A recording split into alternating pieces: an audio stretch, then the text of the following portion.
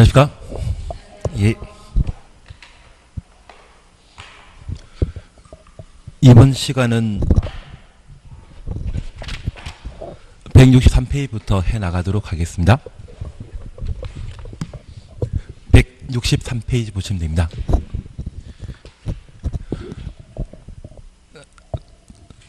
이번 수업 끝나고 나면 또 한 2주 정도 못 보실 텐데 그동안 복습은 잘 해보셨습니까?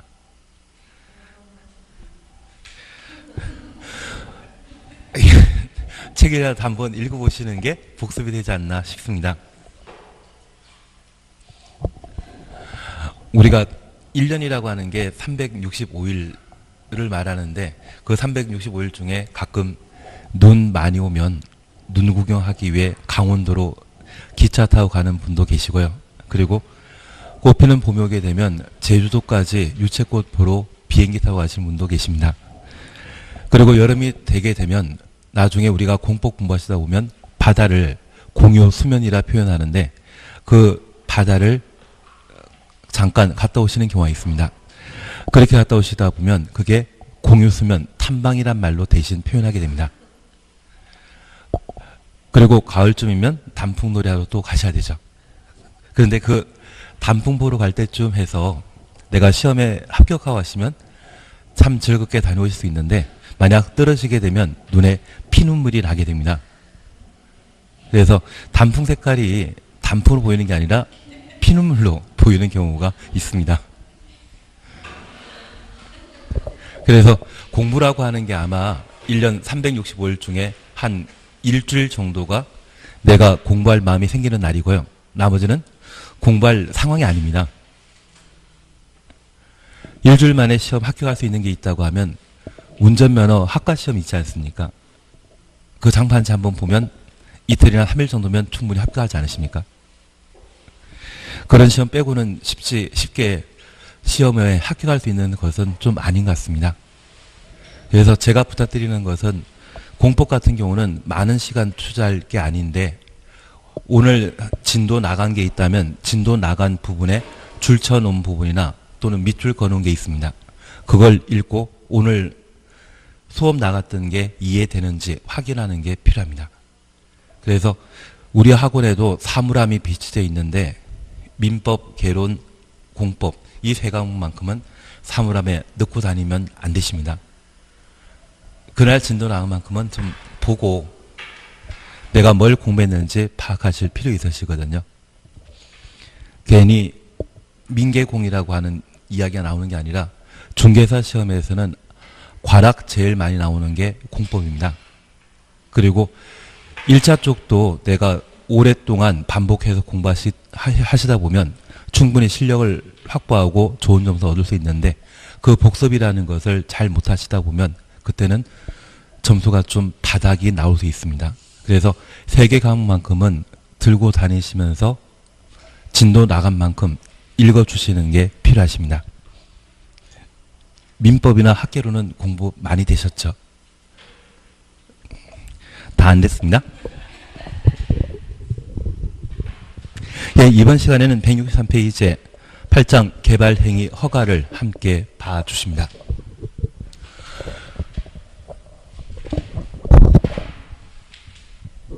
우리가 함께 공부하시는 게 국토의 계획 및 이용에 관한 법률입니다. 국토의 계획 및 이용에 관한 법률은 국가계획을 집행하기 위해 제정한 법률입니다. 저 국가계획은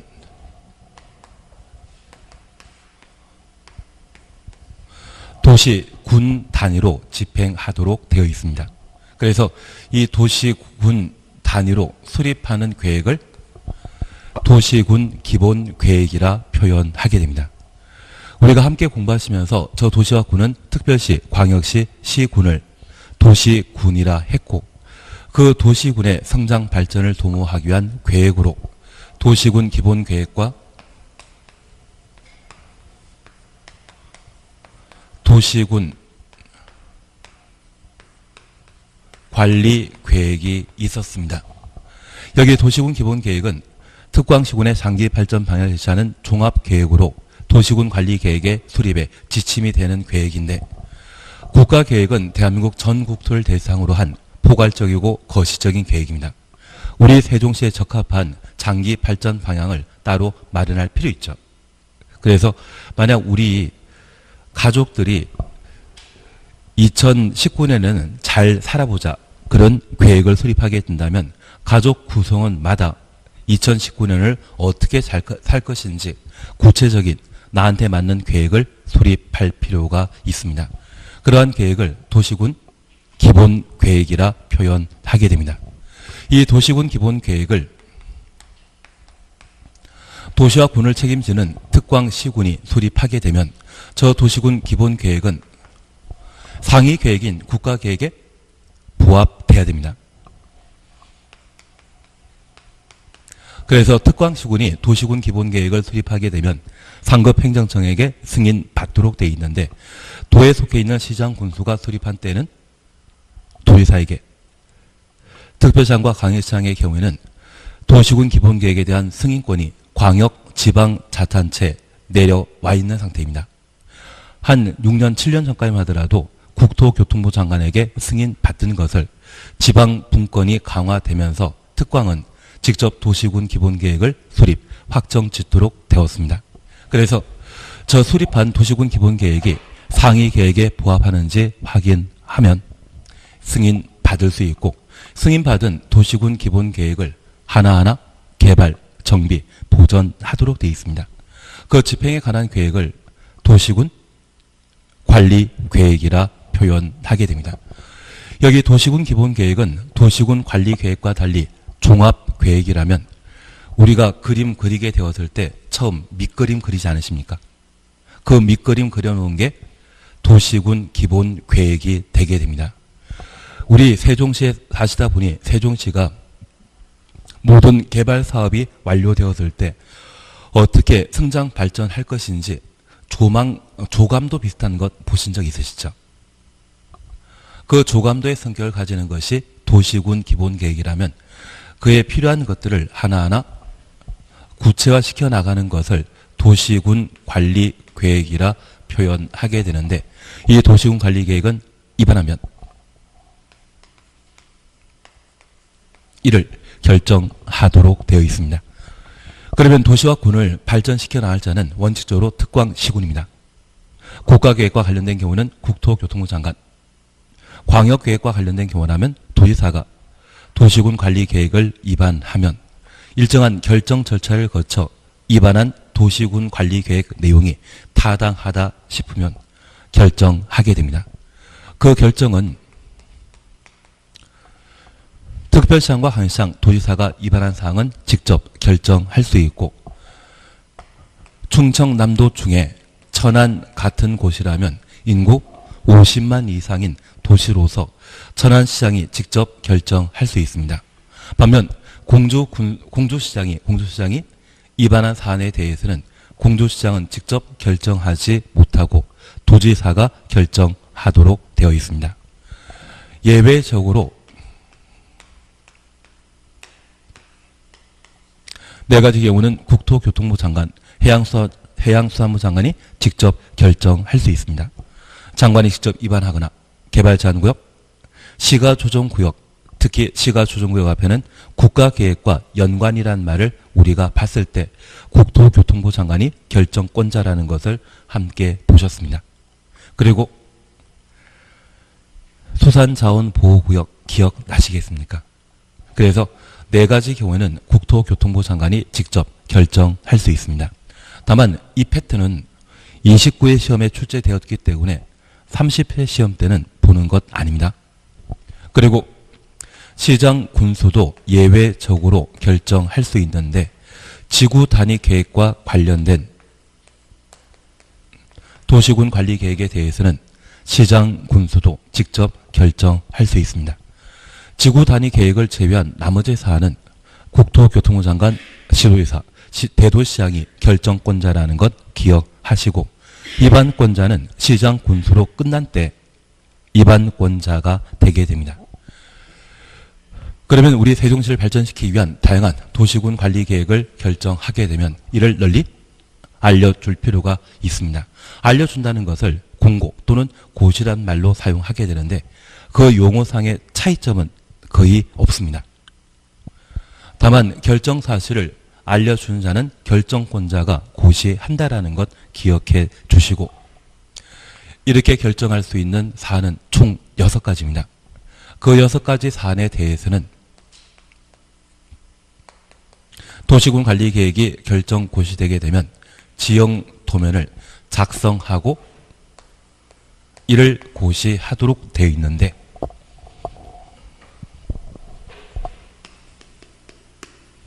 즉시 지형도면 작성하고 고시하도록 되어 있습니다. 지형도면 작성하는 자는 누구이다? 입안권자입니다. 우리는 입안권자를 3군데에서 보시는 겁니다. 지형도면 작성하는 자, 단계별 집행계획 수립하는 자, 도시군 계획설 사업의 시행자, 그 3가지 경우에는 모두 입안권자이고 나머지는 결정권자입니다. 그리고 이번 결정사항이 기반설의 설치 정비 계량을 도시군 관리 계획으로 결정하게 되면 도시군 계획 시설이 되고, 이를 설치 정비 계량하는 것을 도시군 계획설 사업이라 표현하게 됩니다. 여기 도시군 계획설 사업은 다른 도시군 관리 계획의 결정과 달리 공사를 진행해야 되기 때문에 사업비가 필요합니다. 그 사업비를 조달할 방법에 관한 계획으로 단계별 집행계획을 수립하도록 되어 있는데, 이 단계별 집행계획은 최근 3년 내 시행할 사업이라면 1단계, 3년 이후에 시행할 사업이라면 2단계 집행계획에 포함시키는 게 특징입니다. 그리고 이 단계별 집행계획을 수립하는 자는 입안권자라는 것 기억나시고, 28회 때 기출문제로 출제된 지문으로서 저 단계별 집행계획 수립 시에는 주민 의견 청취 없습니다. 지방의회 의견 청취와 관계 행정기관 간의 협의에 관한 절차를 두게 됩니다. 우리 공법에서는 각종 계획 수립에 있어서 주민 의견 청취를 실시하는 게 원칙입니다. 딱 국토계획법에서는 2군데에서만 주민 의견 청취 없습니다. 공법 전체에 걸쳐서도 딱 3군데만 주민 의견 청취를 생략하기 때문에 국토계획법에서는 저 단계별 집행계획 수립하는 때, 그리고 오늘 진도중에 보실 기반설 부담구역과 관련된 기반설 설치계획 수립 시에는 주민 의견 청취에 관한 사항들을 따로 두질 않고 있습니다. 그리고 주민 의견 청취하게 되면 공청회 또는 공고, 열람 방법을 채택하고 있는데, 공청회는 국토계획법에서는 2번입니다. 광역도시계획 수립과 도시군 기본계획 수립 시에 공청회에 관한 절차를 둔다. 도시개발법에서는 도시개발구역의 단위면적이 100만 제곱미터 이상인 때 공람 절차 거친 후 공청회 개최하여야 한다. 나머지는 다 공고 열람입니다. 공고 열람하게 되면 원칙적인 날짜는 14일이라는 것 기억하시고, 30일을 도시 및 주거환경정비법에서 3군데 두게 됩니다. 정비계획 위반하는 때와 정비구역 해제 시에 주민 공람, 그리고 관리처분계획 수립 시에 공람 기간을 30일 이상으로 정해 놓게 됩니다. 그래서 저 단계별 집행계획 수립은 도시군 계획설 사업에만 존재한다라는 것 확인해 놓습니다. 그러면 사실 이 도시군 계획을 수립하는 주된 목적은 무엇이었습니까? 집행하는 것이죠.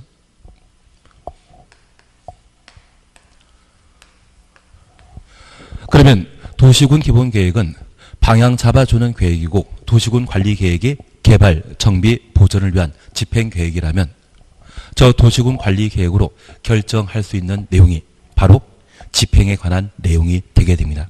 그래서 우리는 1번으로 용도란 말은 이제 어느 정도 이해되신 겁니다. 사용하는 것을 말하죠. 용도 지역, 용도 지구, 지정 변경에 관한 사항을 도시군 관리 계획으로 결정할 수 있습니다. 그러면 이 용도 지역, 용도 지구와 관련되어 우리 공법은 항상 무엇이었습니까? 대상과 절차입니다. 그리고 저 대상과 절차를 토대로 우리가 기억하시는 것은 효과에 관한 사항으로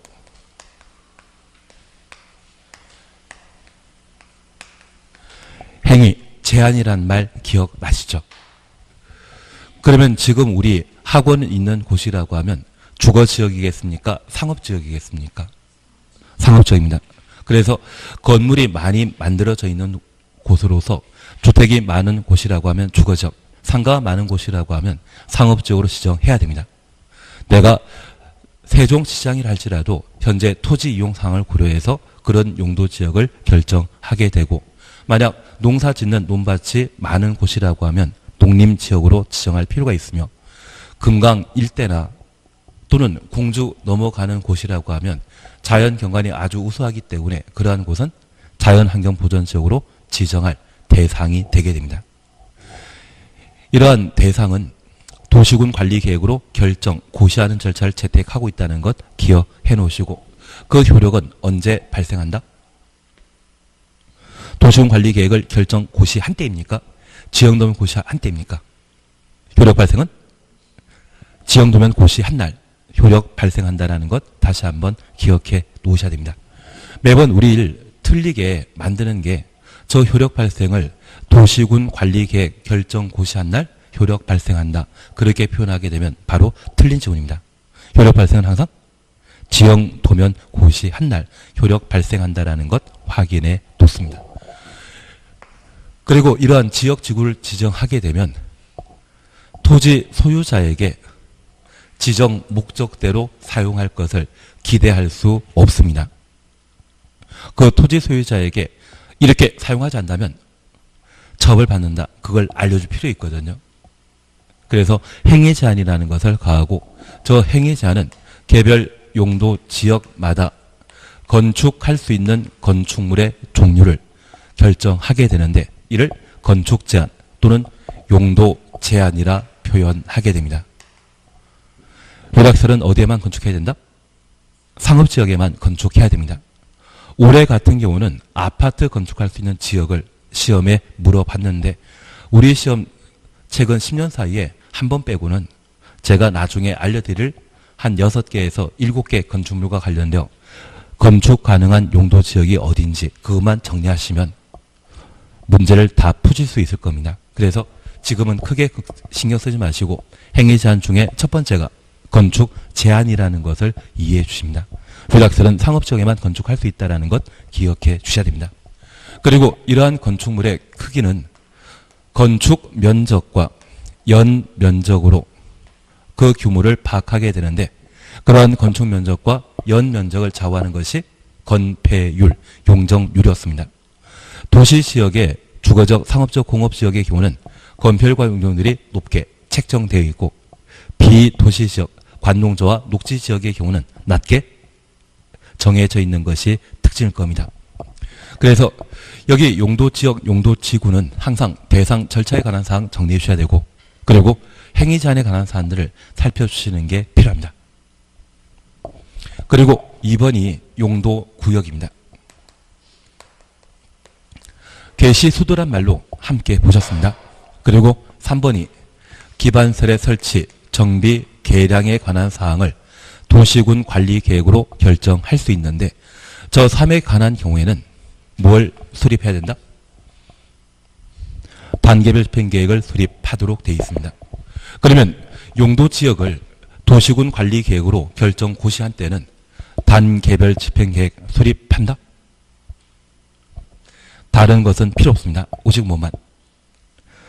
도시군 계획서를 설치를 도시군 관리계획으로 결정하게 되면 그때만 단계별 집행계획을 수립하고, 다른 사업의 경우에는 다른 결정에 대해서는 단계별 집행계획은 수립할 필요 없었습니다.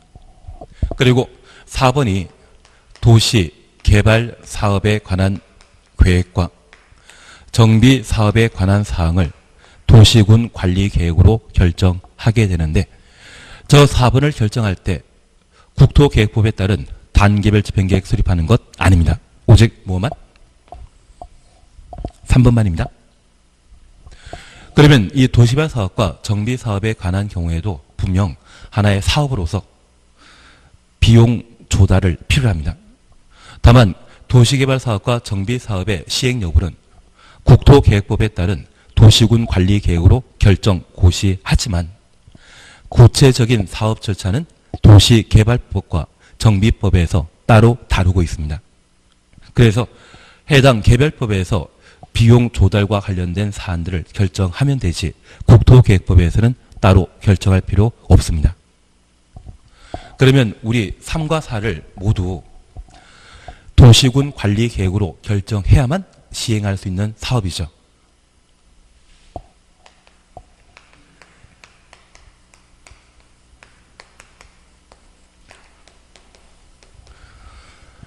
도시군 계획 사업이 되게 됩니다. 다만 29회 때 도시군 계획 사업으로 짝지어진 것, 빡생 문제를 시험에 출제했기 때문에 내년 시험에는 안 나옵니다. 다만 제가 하나 말씀드렸듯이 기반시설 설치 정비 계량에 관한 사항과 도시개발 사업에 관한 계획, 정비 사업에 관한 계획은 모두 도시군 관리 계획으로 결정하여 시행하게 됩니다.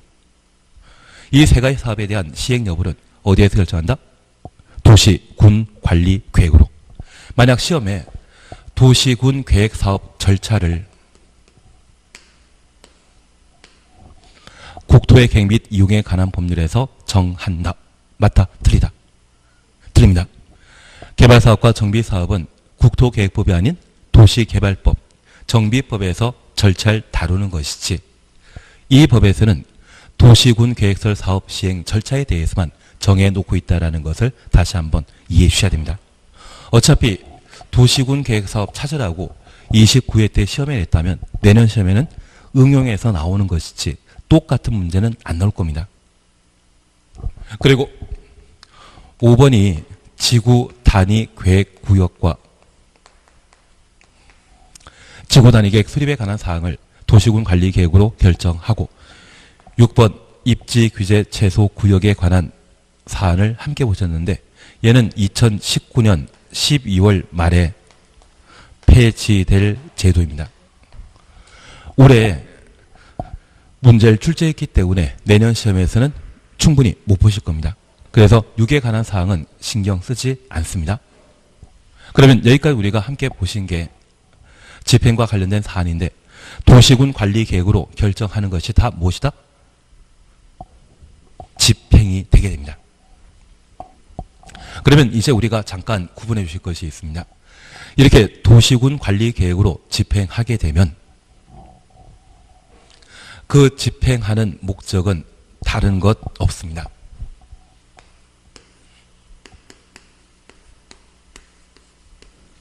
기환경을 고려해서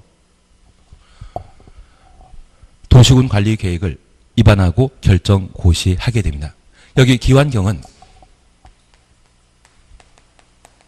기반설에 대한 설치, 그리고 환경은 환경보호와 경관보호에 관한 사안들을 합으로 줄여서 기환경이라 하게 됩니다. 우리가 잠깐 이해해 주실 것이 있습니다. 우리 주변에는 주택이나 상가, 공장 등의 다양한 건축물이 존재하거든요. 저러한 건축물은 국토계획법에 따라 건축물을 건축하는 것과 건축법에 따라 건축물을 건축하는 경우가 있습니다. 우리 국토계획법에 가장 목표로 삼고 있는 것은 기환경이고 건축법에서는 건축물의 안전을 가장 중요한 목표로 삼고 있습니다. 그러면 우리 주변에 재래 도시라 불리는 대표적인 것이 공주시이거든요. 저 공주시에는 도로나 전기, 수도, 도시가스 등의 다양한 시설을 설치하고 건물을 건축했다. 건물 만들고 도로 만들었다. 우리 주변의 도시는 계획도시와 재래도시로 양분할 수 있습니다. 지금 우리가 살고 있는 세종시는 계획도시인 반면 만약 조치원이라는 동네를 가보셨다고 하면 그 조치원은 계획도시입니다. 조치원은 빼버리고 외정대 계획도시이고요. 조치원 빼버리고 만약 공주시라고 하면 계획도시다, 재래도시이다. 재래도시라 해주셔야 됩니다. 그러면 아주 오래된 시가지의 경우는 사람들이 건물부터 세워놓고 그 건물 주변에 도로나 학교나 공원이라는 것을 만들어 나가는 재래도시입니다. 이러한 재래도시의 경우는 이미 건물이 빽빽하게 들어간 상태에서 도로가 만들어지기 때문에 도로폭은 좁을 수밖에 없습니다. 반면에 계획도시라고 하면 미리 도로나 공원이나 학교 등에 충분한 기반시설을 설치해 놓고 그곳에 건물을 건축하는 것이 특징이거든요. 우리 국토계획법에서는 쾌적한 도시 생활을 도모하기 위해 충분한 기환경에 관한 사안들을 고려해서 각종 개발 사업을 시행하도록 정해 놓은 것이고, 반면 건축법에서는 건물이 붕괴되지 않는지 안전한지 그러한 것들을 목표로 삼고 있습니다. 아직 우리가 건축법이라는 용어는 아직 못 보셨지만 두 개 법률에서 각각 건축물을 건축하게 되었을 때 목표가 무엇인지는 이해해 주셔야 됩니다. 그러면 이런 기환경이라는 것을 충분히 확보하고 각종 개발 사업을 시행하게 되면 살기 좋지 않겠습니까? 그런 살기 좋은 도시가 있다고 하면 난개발 현상이 발생되지 않습니다. 그래서 우리 주변에 왕복 2차선 도로가 존재하고 그 2차선 도로에 접해 있는 대지가 있다고 하면 이러한 대지에 백화점이나 또는 코스트코라고 하는 유통점을 만들게 되면 한 개 이상의 차선은 이 백화점 이용하기 위한 차량으로 도로가 꽉 막혀 있게 되거든요. 저 백화점을 아주 튼튼하고 안전하게 건축하겠다고 하면 건축법상 안전에 관한 요건은 충족했는데 현재 도로가 왕복 2차선밖에 안 된다고 하면 백화점 만들 수 있다 없다? 없습니다. 그때 백화점 만들지 못하는 것은 무엇 때문에? 기환경 때문에. 만약 이 백화점에 대해 건축 허가 또는 개발 행위 허가를 내주고자 한다고 하면 왕복 2차선 도로를 왕복 4차선으로 또는 6차선으로 넓히는 것을 조건으로 허가 내줄 수 있겠지만 이 상황에서는 허가 나가는 거 아닙니다. 그래서 건물 건축함에 있어서 건축물 하나를 기준으로 허가 여부를 결정하는 것이 건축법이라고 하면 국토계획법에 의한 개발행위 허가는 건축물이 관점이 아니라 건축물 주변에 충분한 기반설이 갖춰져 있는지, 환경 보호할 수 있는지, 경관 저촉하지 않는지 그러한 것들을 고려해서 허가 여부를 결정하게 됩니다. 그러면 우리가 잠깐 다시 확인해 주실 것이 있습니다. 우리가 지금까지 함께 공부하셨던 것은 도시군 계획에 따른 집행에 관한 내용을 함께 보셨습니다. 저 도시군 계획에 따라 집행하게 되면 무엇을 고려한 것이다? 기환경을. 충분한 기반세를 갖추는 것이 이 도시군 계획의 집행에 관한 내용이 되게 됩니다. 그리고 저 도시군 계획에 따라 시행하는 사업을 뭐란다? 도시군 계획 사업이라 표현하게 됩니다. 지금 우리 앉아있는 이 세종시가 여기에 따라 만들어진 도시입니다. 그래서 세종시의 경우에는 도시개발 사업에 관한 계획을 도시군 관리 계획으로 결정하고 충분한 기반시설을 설치할 수 있도록 도시군 관리 계획을 결정하여 시행한 결과물이거든요. 그래서 우리 세종시는 계획 도시라 할 수 있지만 인접한 공주시나 부여 같은 곳이라고 하면 재래 도시라 표현할 수 있습니다. 그러면 이런 도시개발 사업이나 도시군 계획설 사업을 시행하여 하나하나 만들어 가게 되면 이 법의 주된 목표인 기환경을 고려해서 사업 시행 여부를 결정했을 겁니다. 이렇게 도시군 계획 사업으로 사업하게 되면 얘는 사익 사업이다, 공익 사업이다. 공익 사업입니다. 그리고 규모는 크다, 작다. 규모 큰 것입니다. 그러면 이러한 도시군 계획 사업에 따라 건축물 등을 건축하게 되는데 만약 사익 사업이고 규모 작다고 하면 도시군 관리 계획의 결정 대상 아닙니다. 만약 공익사업이고 규모 대규모라고 하면 도시군 계획설 사업이나 도시개발사업, 정비사업의 결정에 따라 시행하게 되고요. 규모가 작거나 사회사업이라고 하면 도시군 관리계획 결정 대상 못 됩니다. 나중에 우리가 민법 공부하시다 보면 민법에는 우리 학원 같은 건축물을 집합 건물이라 표현하고 있습니다. 그리고 이 집합 건물이 시간이 지나 노후화되게 되면 집합 건물에 대한 재건축을 할 수 있거든요. 저 재건축하고자 한다면 구분 소유자 5분의 4, 의결권 5분의 4 이상의 관리단 집회 결의를 통해 집합 건물에 대한 재건축을 결정하게 됩니다. 지금 우리 학원은 아주 새 것이지만 한 30년, 40년 지나게 되면 낡아질 수 있지 않겠습니까? 그럴 때 재건축하게 되면 그 재건축 사업은 공익사업이다, 사익사업이다. 사익사업입니다. 규모 크다, 작다. 작습니다. 그러면 그 재건축에 관한 정비 사업을 도시군 관리계획 결정 없이도 할 수 있죠. 그리고 이 도시개발 사업은 논밭 한가운데 도로 설치하고 건물 건축할 수 있는 택지를 조성하는 것이 일반적인데 제가 알고 있는 분은 한 2,000평 정도의 농경지를 사셔가지고 여기에 사도법에 따라 도로 개설하고 100평에서 한 70평짜리 대지를 만들어 놓으시고 하나씩 파시더라고요. 그리고 분양받으신 분들이 원한다고 하면 자기가 직접 타운하우스라는 것을 만들어서 분양하십니다. 그렇게 한 건 하시게 되면 한 1억 5천에서 2억 가까이 남는다 하시더라고요. 그러면 1,000평, 2,000평 정도의 땅을 그렇게 개발해서 일반인에게 분양하게 되면 그것도 도시개발 사업이라 할 수 있을 겁니다. 규모 작다면 도시군 관리계획 결정 대상? 아니죠. 규모 크고 공익사업일 때는 도시군 관리계획으로 결정하게 될 겁니다. 그리고 우리 세종시에 병원이라는 게, 종합병원이라는 게 꼭 필요하지 않습니까? 그 종합병원을 시에서 만들게 되면 시립병원이 되게 되는데 규모 작은 종합병원도 있을 수 있습니다. 그 규모 작은 종합병원이라면 기반 시설 노서, 도시군 관리계획 결정 필요 없죠.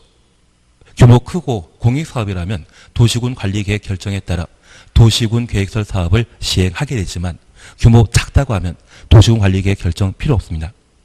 그래서 기반시설 설치를 도시군 관리계획으로 결정한 때만 도시군 계획시설 사업이라 했는데 도시군 관리계획 아닌 다른 방법으로도 만들 수 있죠.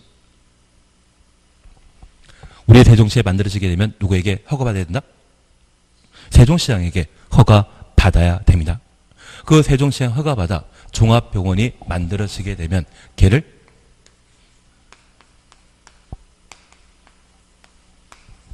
개발행위라 하고 그 개발행위에 대해 우리 국토계획법은 집행하는 법률로서 그 집행은 시군구 단위입니까? 도시군 단위입니까? 도시군 단위입니다. 그래서 저 개발 행위에 대해서도 특별시장, 광역시장, 시장 군수에 허가받음으로써 개발 행위 할 수 있습니다. 그래서 이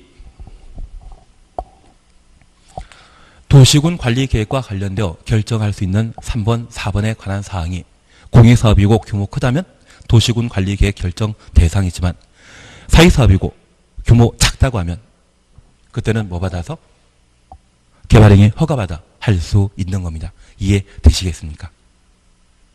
그러면 우리가 잠깐 이해하실 것이 있습니다. 이렇게 규모 큰 사업 그리고 공익사업에 대해서는 도시군 관리 계획으로 결정하여 도시군 계획사업 형태로 진행하게 되면 도시군 관리 계획을 결정함으로써 난개발 방지할 수 있죠. 저 도시군 계획 사업으로 사업을 진행함으로써 기환경이라는 것을 충분히 고려하여 사업을 시행했습니다. 여기 개발 사업은 소규모 사업이죠. 규모 큰 사업은 기환경을 고려하지만 저 소규모 사업의 경우 기환경을 고려하지 않고 그냥 허가 내준다면 계획 도시입니까? 난개발된 도시가 되어버립니까? 난개발된 도시가 되게 될 수밖에 없습니다.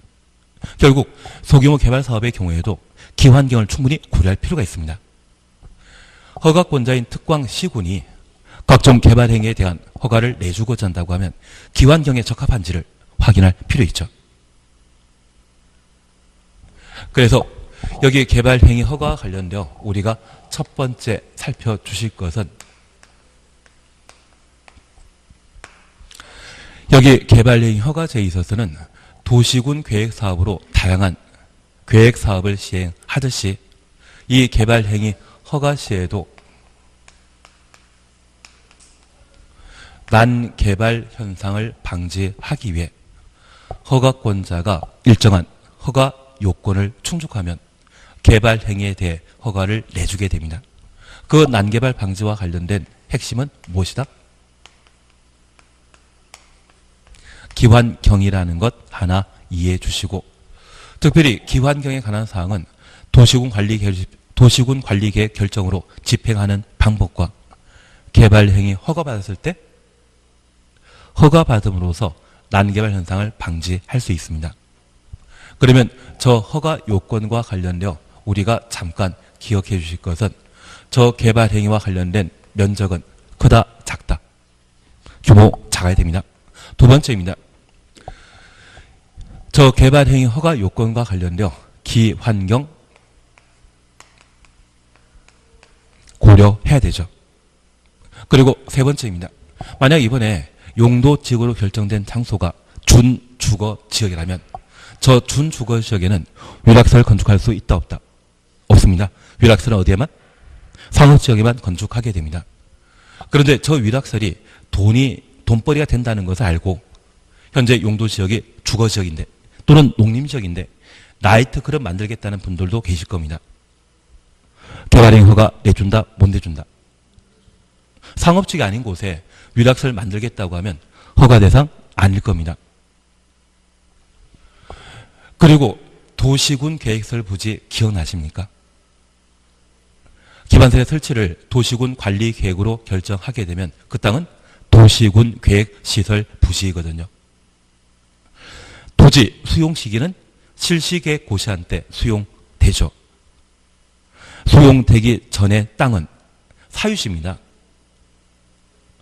사유지에 내 땅이라고 해서 내가 살 집을 건축하는 것은 된다, 안 된다? 안 됩니다. 도시군 계획설이라고 하는 공익설 들어가는 것이 더 중요하기 때문에 토지를 강제 수용당하기 전에 내 개인 땅이라 하더라도 함부로 건축물, 공작물 설치할 수 없죠. 그리고 우리는 10년, 20년 기억나십니다. 10년간 사업 시행하지 아니한 지목, 대인, 토지 소유자의 경우에는 매수 청구할 수 있고 20년간 사업 시행하지 않았다면 20년 되는 다음날 효력 상실한다. 그러면 최대 20년까지 개인 사유지를 할지라도 함부로 건축물 건축 못하는 겁니다. 그렇게 도시군 계획설 부지로 도시군 관리 계획으로 결정되었다고 하면 그곳에 아무리 상업적이라 할지라도 위락설 함부로 건축하는 것 아니죠.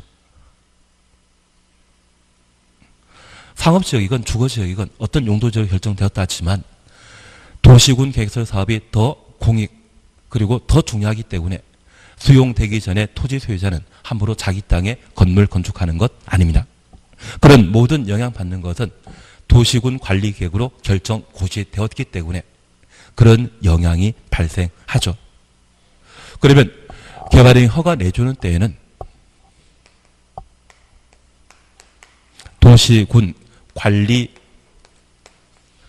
계획 사항이 있다고 하면 여기에 부합하거나 적합한 때만 개발행위 허가 받을 수 있을 겁니다.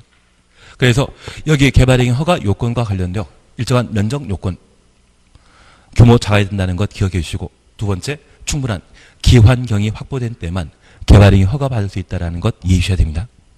건축물 자체가 중요합니까? 그 주변 상황이 중요한 것입니까? 건축법에서는 건축물의 안전, 건축물 자체가 중요한 것이지만 국토계획법에서는 주변 상황이 중요한 것입니다. 그걸 앞으로 우리는 항상 기환경이란 말로 대신 표현하게 될 겁니다.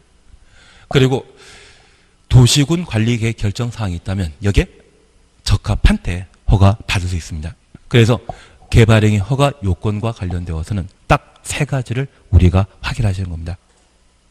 그러면 이제 우리가 다시 하나 봐줄 것이 있습니다. 이러한 개발행위에 대한 개략적인 개념 잡아주셨습니다. 이해는 조금 되시겠습니까? 도시군관리계획으로 결정해서 시행하는 도시군계획사업은 기환경을 고려한 것이죠. 충분한 기반시설을 갖추고 도시를 만들어보자. 그게 도시군관리계획의 결정 목표입니다. 그러한 목표를 소규모 개발 사업에도 그대로 적용할 필요가 있기 때문에 개발행위 허가 받고자 하는 때는 항상 기환경을 고려하는 것이 이 법의 특징이라는 것을 기억해 주시고, 우리 국토계획법은 그 집행 단위가 국토 전체이다. 도시군이다. 도시군입니다. 그래서 이 개발행위 허가도 도시와 군을 책임지는 자가 허가하도록 되어 있습니다. 개발행위 허가권자는 누구이다? 특광시군. 그러면 이제 하나만 더 제가 부탁드릴 게 있습니다. 국토계획법은 행정성이 참 단순합니다. 지금 국토계획법은 도시군 계획과 관련된 사항, 우리 지난주까지 열심히 하셨던 것이거든요. 여기에 등장하는 자는 입안권자와 결정권자밖에 없습니다. 입안권자는 국토교통장관 지도이사, 시장 군수이고요. 결정권자는 국토교통부 장관 지도이사, 대도시장이었거든요. 그래서 내가 기억하길 입안권자는 몇 번에 걸쳐 나온다? 세 번입니다. 지형도면 작성하는 자, 단계별 집행계획 수립하는 자, 도시군 계획설 사업 시행하는 자. 그 세 군데에만 도시군 계획과 관련되어 등장하고 나머지는 항상 결정권자가 등장해야 되는 겁니다. 그리고 개발행위 허가 파트에 있어서는 항상 등장하는 관할관청은 누구이다? 특광시군. 행정청 잡아놓으시면 행정청이 누가 어떤 제도의 관할관청이 누구인지를 파악하신다고 하면 공법에서는 절반 먹고 돌아가십니다. 저 혼자만 생각하고 있는 중인가 봅니다. 국토계획법은 뻔합니다. 입안권자, 결정권자. 개발행위 허가 파트에서는 특광시군.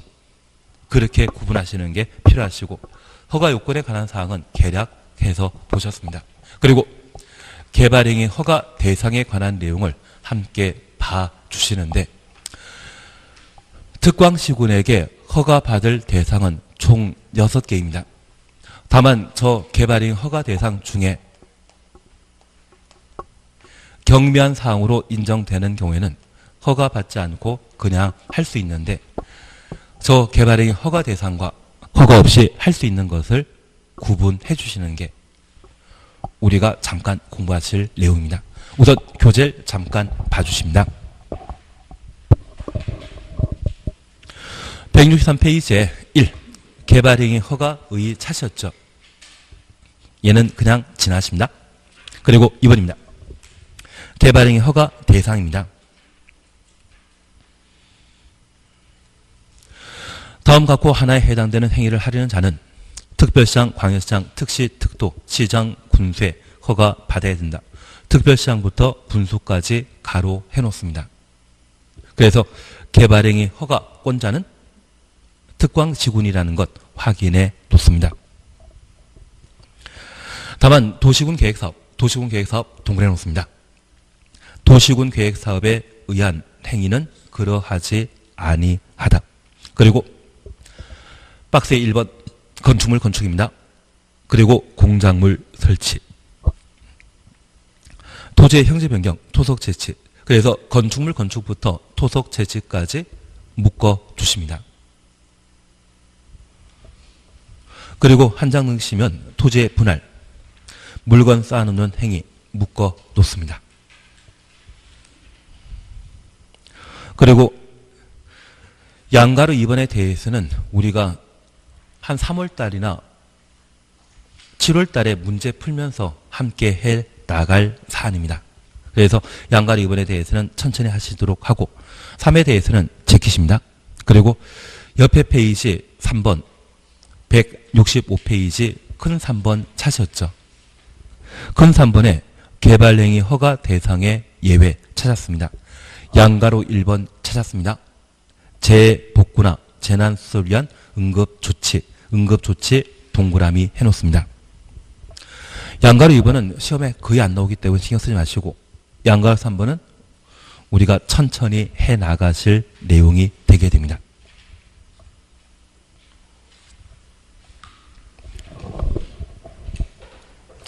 그래서 얘만 잠깐 확인해 놓습니다.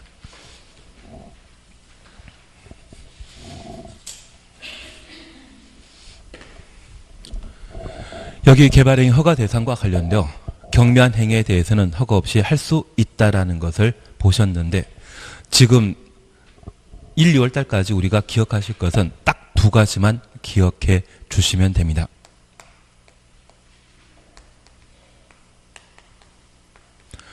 도시군 계획 사업에 따라 건축물을 건축하는 것이라면 허가 없이 할 수 있습니다. 우리 세종시의 경우는 도시개발 사업에 따라 정부종합청사가 만들어진 상태이거든요. 정부종합청사 만드는 사업이라고 하면 도시군 계획설 사업이 이루어진 것으로 이해해 주시고 이미 도시군 관리 계획으로 결정된 것을 또 특광시군에 허가받을 필요 없죠.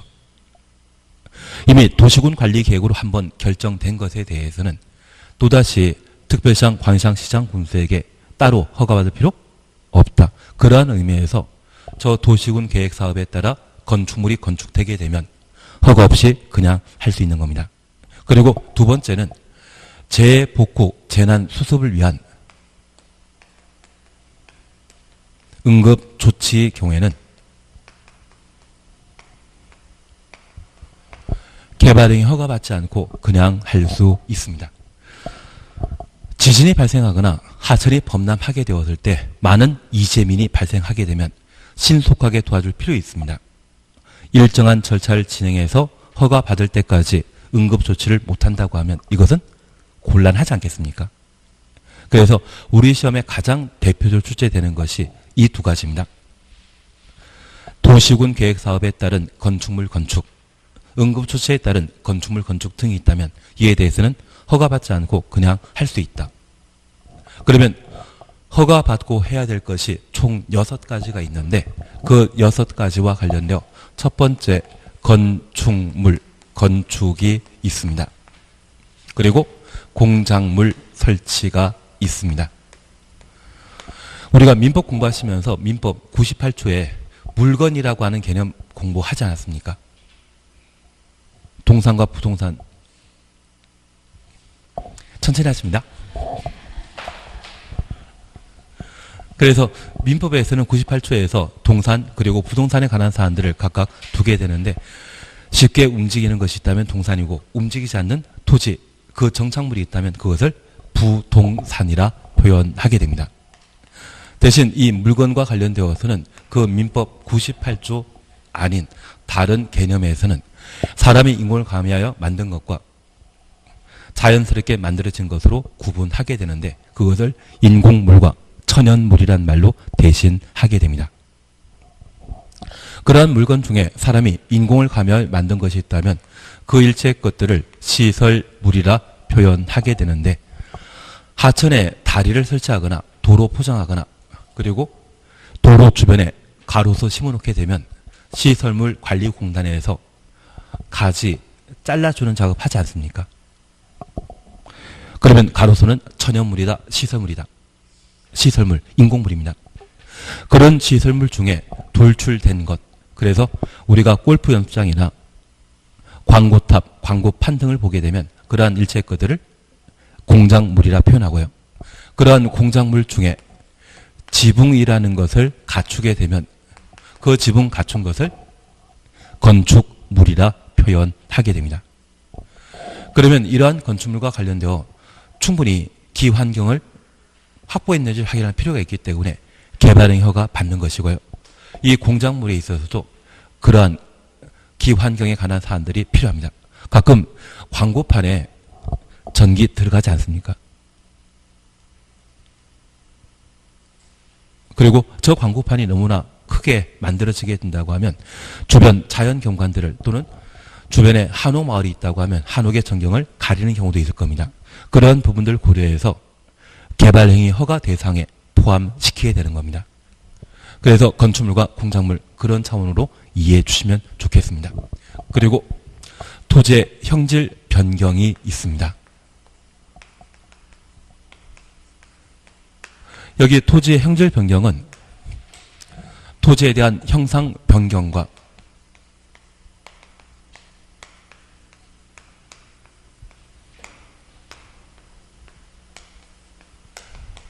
공유 수면을 매립하는 경우가 있습니다. 예전에 정 회장님이 서산 간척 사업한 것 들어본 적 있지 않습니까? 그 바다를 간척했다고 하면 법에서는 공유 수면 매립이라 표현하게 됩니다. 그래서 나중에 8월 달에 해수욕장 방문하시게 된다고 하면 그때는 공유 수면 탐방했다 이야기하시면 그게 공법을 제대로 공부하신 겁니다. 그래서 그 간척 사업하는 자체를 바로 토지의 형질 변경이라 표현하고, 여기 토지의 형상 변경은 절토, 성토, 정지, 포장 네 가지 행위를 토지의 형상 변경이라 표현하게 되는데, 가끔 우리 주변에 산이 있고 그리고 산 바로 옆에 하천이 흐르며 그 옆에 농경지가 존재하는 경우가 있습니다. 그러면 이 산에서 흙을 파다가 이 하천을 메꾸는 경우가 있거든요. 이걸 절토, 얘를 성토라 표현하게 됩니다. 그리고 이 농경지에 집안이 연약할 겁니다. 이곳에 건물 건축하기 위해서는 집안을 다질 필요가 있을 겁니다. 그걸 정지라 표현하고, 이런 한가운데 도로 만들게 된다고 하면 그것을 포장이라 표현하게 됩니다. 이러한 일체 행위는 모두 토지의 형상을 변경시킨 것으로서 토지의 형상 변경과 공유수면 매립 행위를 뭐란다? 형질 변경이라 표현하게 됩니다. 그리고 토석 채취는 우리가 채석장이라는 것을 보신 적 있으시다면 그게 토석의 채취가 되게 됩니다. 다만 우리가 하나 이해하실 것이 있습니다. 이러한 네 가지 행위는 공사를 수반하는 것이 특징입니다. 반면에 토지의 분할, 여기 토지 분할은 우리 공시법 시간에 등기법을 먼저 공부하셨습니까? 지적법을 먼저 공부하셨습니까? 지적을 먼저 하셨죠. 지적은 할만합니다. 등기는 어렵게 나오면 한정없이 어렵게 나오더라고요. 그래서 올해 등기법에서는 뭐 쥐도 나오던데요. 쥐. 괜한 이야기 드렸나 봅니다. 각종 공부를 잘 보관하기 위해서는 어떤 보관 조건 필요한데 그게 그 예시사항에 쥐와 관련된 것도 시험에 나왔거든요. 나중에 공시법 시간에 한번 들어보시는 쪽으로 해주십시오.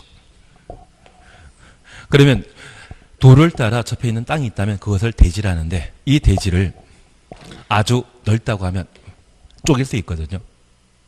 그걸 대지, 분할이라 표현하게 됩니다.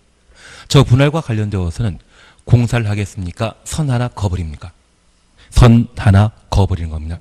그래서 종전 지번이 100번 지인데 자재분이 2분이기 때문에 땅을 공평하게 나눠줬다고 하면 100-1번지, 100-2번지가 만들어지게 됩니다. 그러면 한 필지의 땅을 잘라내는 것은 공사를 하는 것이 아니라 선 하나 그어버리면 되죠. 그걸 토지의 분할이라 표현하게 됩니다. 그리고 가끔 우리 고물상 방문하시게 되면 그 고물상에 물건 잔뜩 쌓여져 있는 거 보신 적 있죠?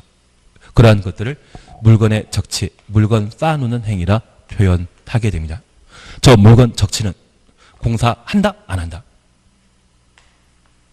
공사한다? 안 한다? 안 합니다. 그래서 토지의 분할이나 물건 적치는 공사를 수반하는 게 아닙니다. 제가 지워버렸지만 도시군 계획시설 사업이 모두 끝나면 공사 잘 끝났는지